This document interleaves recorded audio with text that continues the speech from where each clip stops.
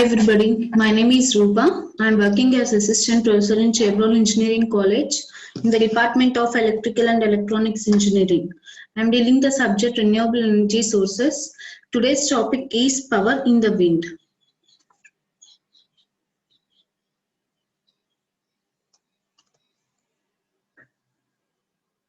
So what is the power in the wind? How much power the wind is having? We now discuss.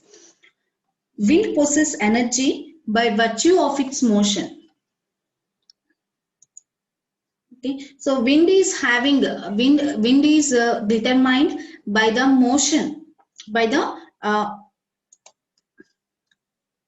motion means how speed it is moving. It is the energy is dependent on that. So it possesses energy by virtue of the motions. So any device, whatever device we are taking, that is capable of slowing down the mass of moving air. Suppose if you take a device as a snail or a propeller, it can extract a part of energy and it converts it into useful energy. Okay, suppose if you take a turbine, it uses the motion of the wind, because with the motion of the wind the turbine will be moving. So this is the same example in the sail or propeller also. Okay, so the motion of the wind is used by the turbine for moving. Three factors will be determining the output from a wind energy converter. What are the three factors we will see now? First one is wind speed. Okay, so wind energy converter is depending upon the output of the wind energy converter. Suppose if you take a turbine and if you see the three factors, first one is wind speed. Okay, the output will be depending upon the how much speed the wind is blowing. If fastly the wind is blowing, fastly the turbine will be rotating. Next, cross section of the wind swept by the rotor. Okay, so how much the rotor is sweeping, that means how much the rotor is influenced by the wind. That is the cross section of the rotor that is influenced by the wind. Third one is overall conversion efficiency of the rotor. And transmission system and generator or pump. So what is the conversion efficiency of rotor and the transmission system, which is transmitting from rotor to next system, and the generator or pump? So all the three efficiencies will also be the output, output or the efficiency will be depending upon the wind energy converters. Okay, so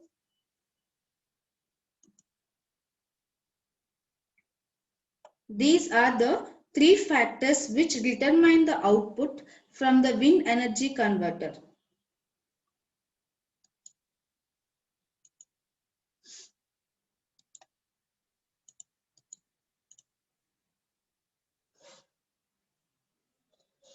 So there is no device. Every device has some disadvantages and advantages, and every device is not so efficient to convert all the wind's energy. Okay, so suppose if you take a turbine, it cannot convert all the wind energy. Some amount of energy only it is converting. So no device is designed to extract all the amounts of wind energy. What is the reason? Because wind will have brought to halt. Halt means stop, and this would prevent the passage of more air through the rotors. Okay, so this prevents more air to the rotors. The most is possible is for rotor to decrease the whole horizontal column of the air it decreases to about 1/3 of its free velocity. Okay, a 100% efficient aero generator would not able to convert up to a maximum, it cannot convert up to a maximum of 60% of the available energy in wind into mechanical energy. Okay, so for a aero generator, it is possible to convert only 60% out of 100%, only 60% of available energy is converted. Suppose if you well designed a blade, perfectly design a blade, it can extract 70%, but it is not impractical also. This 70% is confined up to the theoretical only, theoretical part. In the theoretical part, we can get the conversion of maximum 70%. Because losses will be there. In example, we are having the apparatus such as gearbox, transmission system, and generator or pump. So in these, losses will be occurring. So these decrease the overall turbine efficiency to almost 35%. That means 65% will be maximally okay. But beyond 65%, we cannot use the wind energy. And the power in the wind energy can be computed by using a concept of kinetics. So the windmill, which we are assuming as an example, it works on the principle of converting the kinetic energy of the wind to mechanical energies. Okay, so this windmill, what we are seeing, it converts the kinetic energy into mechanical energy. Actually, motor electrical to mechanical, like that. Generator mechanical to electrical, like that. This windmill will be converting kinetic energy to mechanical energy. So we know that power, what is power? It is energy per unit time. Okay, power is equal to energy per unit time. The energy available in the kinetic energy is the energy is the what we are power is equal, we are saying power is equal to energy per unit time. So this energy available, it is in the form of kinetic energy of a wind. So the kinetic energy, what is the formula for kinetic energy, or what is the definition? It is equal to 1/2 of a mass times of the square of velocity. So kinetic energy is equal to half mv square. This is the known equation of the kinetic energy. So the amount of air passing in unit time. Okay, the amount of air passing in a unit time to an area capital A, through an area capital A with velocity v. With velocity v is, what is that? A into v. Okay, so I am saying once again, the amount of air passing in unit time through an area A with a velocity v is A into v, and mass is equal to, multiply this equation A into v with density of air rho.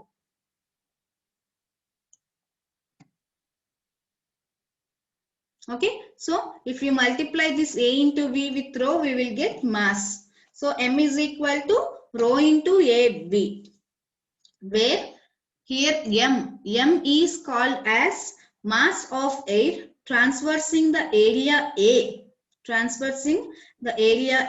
swept by the rotating blades of the windmill type generators. Okay, so if you substitute this value of m, substitute this value of m in this expression, kinetic energy expression, if you substitute this m in this m, so we will get half into rho AV into v square. So half into, what is the final expression? Half into rho AV cube. Okay, so here cube. not square. This is cube and half. You will get half.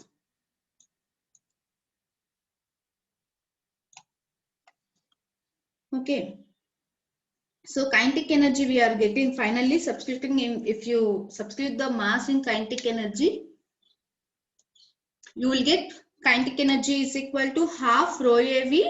Sorry, here V is there. So no need of cube, square only.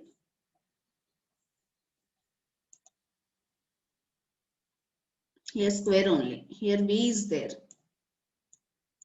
Okay, so anyway, M, if you substitute M here, half into rho into A into V square is the final equation. So this is the V square watts. This is the amount of kinetic energy we are obtaining. So this equation, this equation tells us that it is the maximum wind available. The actual amount will be, what is the actual amount is, it is less than, because less, somewhat less. Actually in theoretical we are getting this value, but in practical we are getting somewhat less values, because available energy, all the available energy is not extractable. Okay, before we discussed, if you get 100% of available energy, we can use only 60 to 65% maximum practically we can use. Okay, so small increase in wind speed can have a large effect on the power in the wind. Okay, so if you increase a wind level, speed level into a small extent, power will be extended more. In this equation we can conclude that power available is proportional to density of the air rho. Actually, this density of air rho, it is equal to 1.225 kgs per meter cube at sea levels. Okay, 1.225 kgs per meter cube at sea levels rho.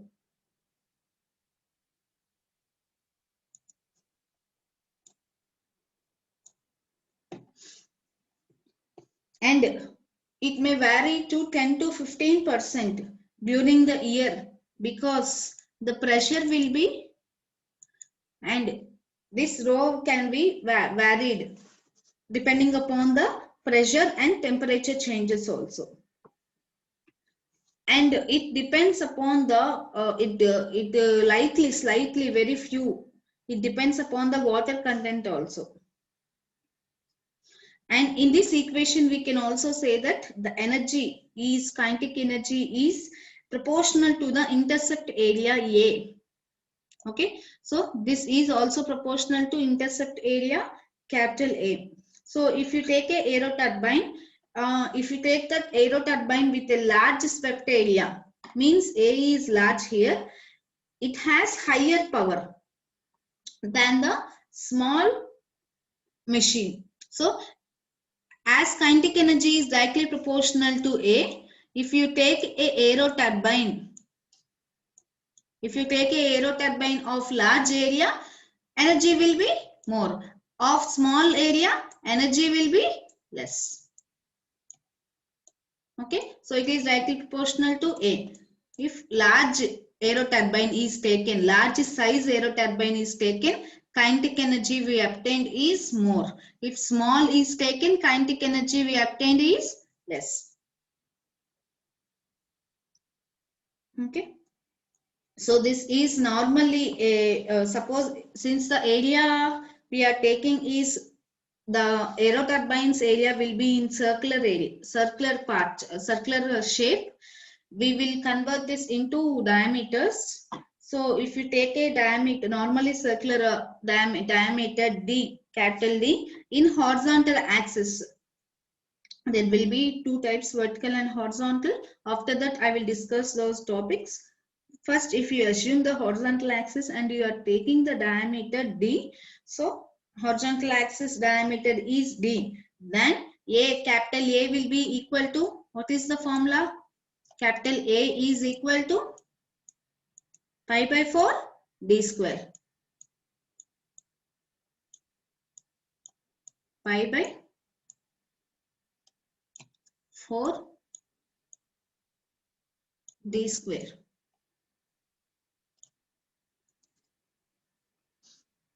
Okay, so if you substitute this A is equal to pi by 4 d square in kinetic energy formula, we will get the power. So available wind power PA is equal to half into rho into, in the place of A, pi by 4 d square V cube watts. Okay, so here one V is there, V square, total becomes V cube.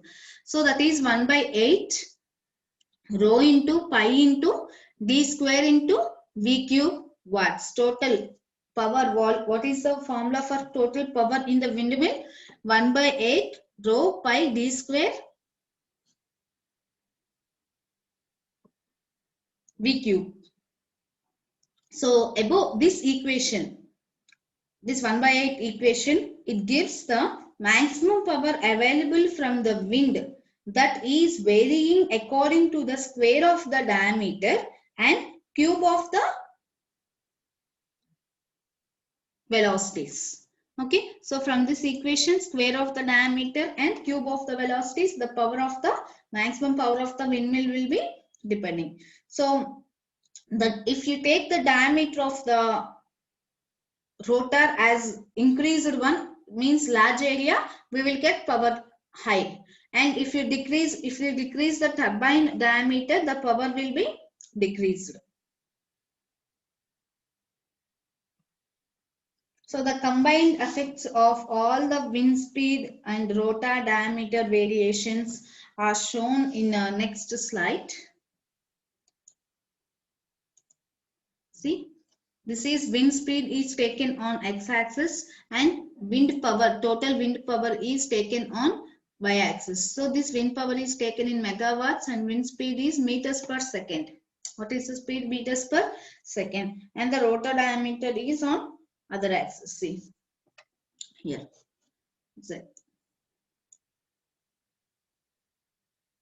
So this is the diagram for dependence of wind rotor power on wind speed and rotor diameter. How the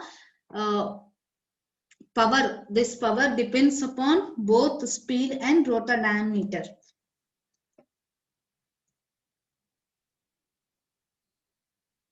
So if you want to take the large generation power, means if you are designing the wind machines which are intended for large amounts of power, it should take that, we have to take that it should have large rotors, and the area of the area which it is located, and they located in area of high wind speeds also. Okay, so if you are using these windmills for generation purpose, large power generation purpose, it is at high altitudes. It should be at high altitudes. Okay, so at high altitudes we can attain high wind speeds, and the rotor diameter should also be taken. The area of the rotor diameter should also be very large, so that then only we will get the power more. When there is low or moderate powers are adequate, we can use simple at the small altitudes and small rotor diameter windmills we can use. So the physical conditions in the wind turbine are should be such that only a fraction of available wind power is converted into useful power. Okay, so this is the physical condition. Some of the amount of available power only converted to the useful power. As the free wind stream encounters and passes through the rotors, this wind is told as free fuel. So if it is passing through the rotor, the wind will be transferring some of its energy to the rotor, and its speed decreases to the minimum in the rotor wake. So this all the designs will be discussed in the rotor, how the rotor is manufactured at that time. You can know this, the characteristics of rotor, still briefly. Okay, so when the wind will be touching the rotor, the wind will be decreasing its speed. Subsequently, the wind stream again regains the energy from the surrounding air, and it is at sufficient distance from the rotor for the wind speed is restored. So we can see this in next slide. See, this is the free wind. This is the wake position. That means rotor, when strikes the wind, it will be stopping to somewhere. That is wake position. And again moving. This is the wake position. Again, this is the free wind. So if you see the first curve, the wind stream regains the energy from the surrounding air. Again, from here the wind regains the energy. So at starting, the wind transfers some of, so see, as the free wind encounters and passes through the rotor, here as the free wind passes through the rotor, this is the rotor shape. Okay, so as the free wind will be passing through the rotor, the wind transfers some of its energy to the rotor. Okay, it gives some of its energy to the rotor, and the speed of the rotor will be decreasing to a minimum. So that speed is called as rotor wake. So again, the wind stream regains the energy from the surrounding air, and at a sufficient distance from the rotor, the free wind is again restored. So after some sufficient distance here, the free wind is again restored, and it is again stopping the, so here again wake position will become, again the surrounding air constitutes to re-energize. Okay, so this is the process of the free wind, how it is restored in the rotors. So suppose this is the upper curve. If you see the round next curve, suppose in this upper curve, if the wind speed is decreasing, the air pressure in the wind stream changes in a different manner. So the pressure in the, see, when the rotor is struck by the wind, the pressure will be decreasing here. If you observe the curve, when the rotor is struck by the free wind, at that point the pressure will be decreasing. Okay, so when the wind speed is decreasing, the air pressure will in the rotor will also be decreasing. So first, at first the pressure will be increasing as the wind approaches the rotor. Okay, so as the wind approaches the rotor, the pressure will be increasing, right? So after that, it drops sharply. So when the free wind approaches the rotor at this exact point, the pressure will be dropping sharply by an amount of delta P. What is that amount? Delta P, it drops. And it passes through, and the energy is transferred to the rotor. Here, energy is transferred to the rotor. And finally, after that, the pressure will be increasing to ambient pressures. Okay, so after dropping, it gradually increases to the ambient pressures. So the power in this way extracted by the rotor, it is equal to the product of wind speed. So this wind speed will be passing through the rotor, that is VR, and the pressure drop delta P. Okay, so here the power is given by, it is equal to the product of wind speed and the delta P. Okay, so in order to, if you want to maximize the rotor power, if you want to maximize the rotor power, so we have to increase both the wind speed and pressure drop as large as possible. Okay, so if you are desired to increase the rotor power, we have to increase, first one is rotor power, wind speed, and second one is pressure. Both if you increase, automatically rotor power will be increasing. But if you take V is increased for a given value of free wind speed and air density, delta P increases first and passes through a maximum and it decreases again. So for a specified free wind speed, there is maximum value of rotor power. Until beyond that, this rotor power cannot be increased, whatever you increases. The fraction of free flow wind power, it can be extracted by a rotor. It is called as power coefficient. Okay, so the fraction of free flow wind power, it can be extracted by a rotor. This is called as power coefficient. So power coefficient can be defined as power coefficient is equal to power of the wind divided by power available in the wind. Power of the wind rotor divided by power available in the winds. Okay, so here power available, it is calculated. Here second denominator power available, it is calculated from the air density and rotor diameter and free wind speed. We already discussed about these three terms before only. So the power available in the wind will be calculated from how much the density of the air rho is there and rotor diameter d and the free wind speed as shown above V. Okay, so the maximum theoretical power coefficient will be a value equal to 16 by 27. So 16 denominator by 27, that is equal to 0.593. This is the maximum theoretical power coefficient. 16 by 27, 0.593.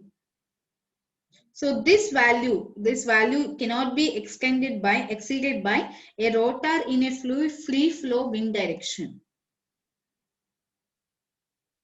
Okay, so how it cannot be exceeded, we will see afterwards. So though we take the rotor area or the wind speed increased values, the power coefficient will not exceed beyond this maximum value 0.593.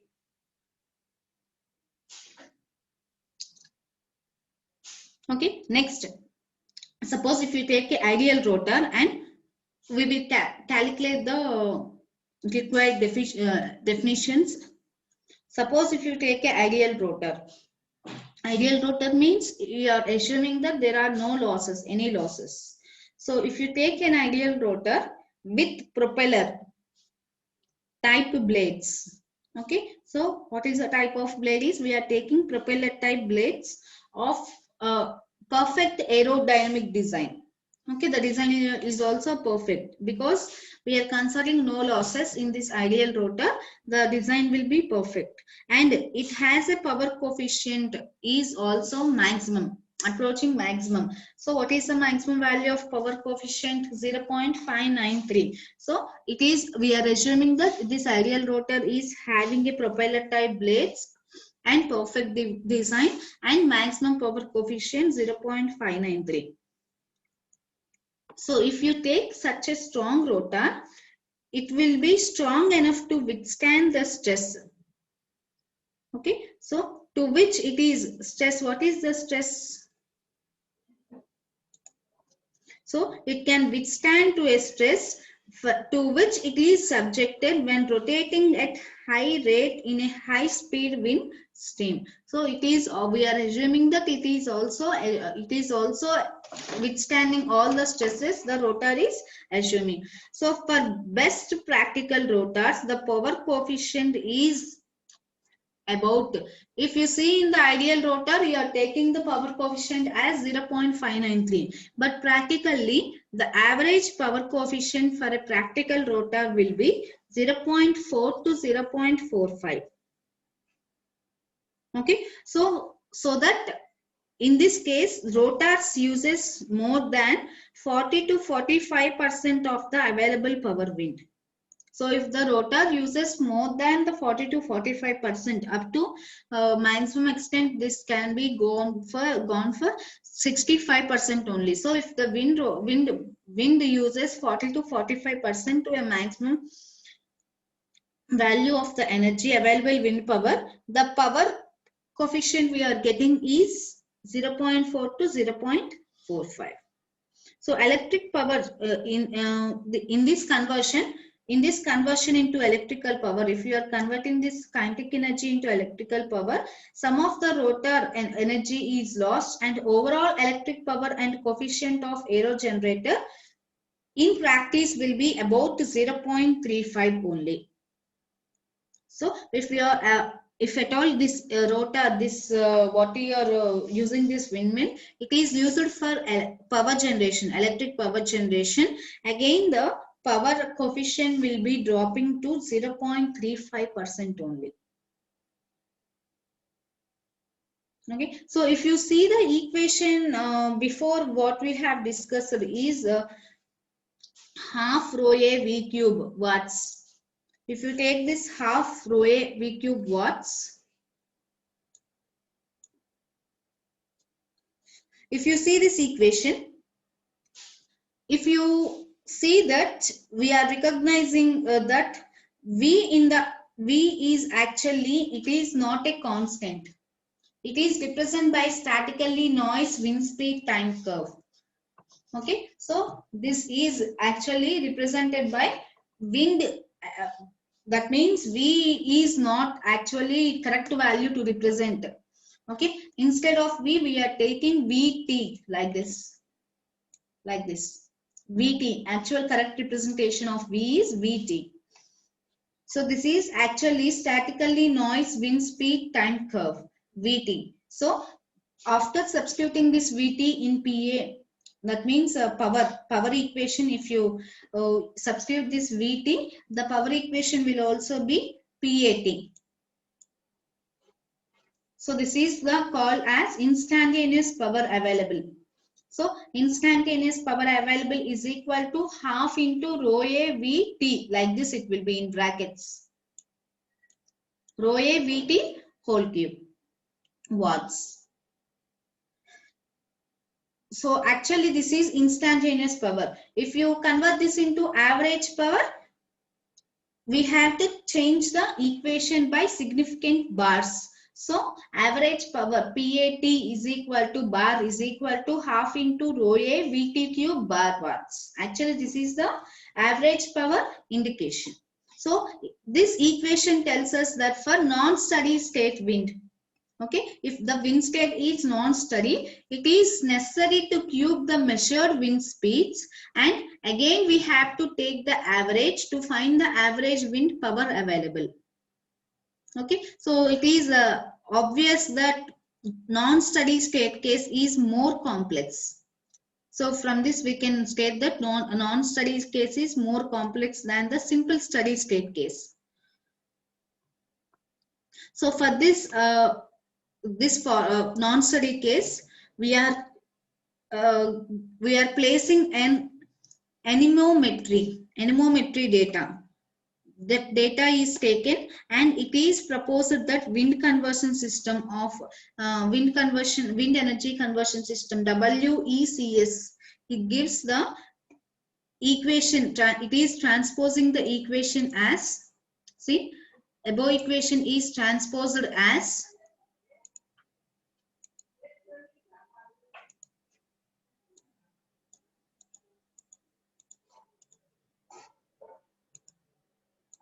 so PAT, average power, bar indicates that average power divided by A is equal to half into rho into Vt cube bar watts per meter square. So if we are dividing that with A here in the unit also, we are getting the divided area units meter square.